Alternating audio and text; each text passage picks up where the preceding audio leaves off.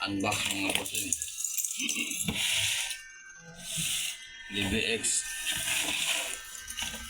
model ito,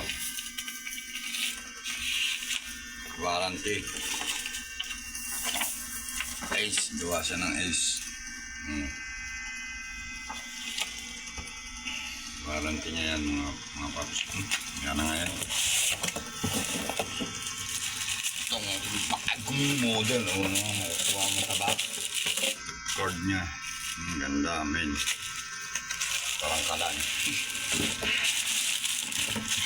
Ito siya mga paps. Ang ganda ng ano niya, balot niya. Manual DBX 20 series with type 3 NR. Tapos manual niya. Okay. Tayo sa laman ng ulot. Ito natin yan.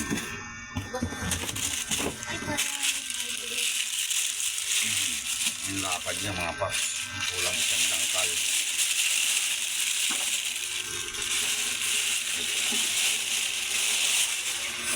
Yan sa mga paps. Boom! Ang lupit men. 231S DBX. Pang ano na to mga paps? Pagsapakan na. Pagsabugan na ng utak to. Pagsabugan na ng mga utak to. Kahaba man na. Kapag pihit niya, may center siya mga paps. I-testing, sound check natin to.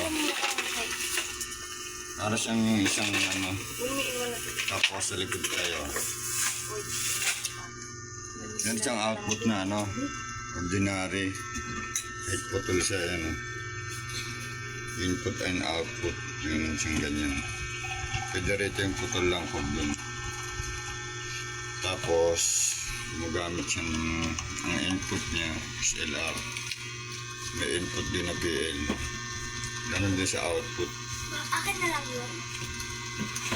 Nga pala mga paps, may recommended na ako sa inyo connector. Ganito magandang connector mga paps. Nutrix. Ano magandang connector. Nutrix. Nakapit yan pagka nagawa ko yan. Dalawa yan. Sunod, testing natin ito mga paps. Gawa siya ng DBX. May selector switch. May power on switch dito. Kasi ito yung mukha niya. Ang lapad niya mga paps. Ganda. Sunod na video mga paps. Sound check natin yan. Kung gaano yung klase yan.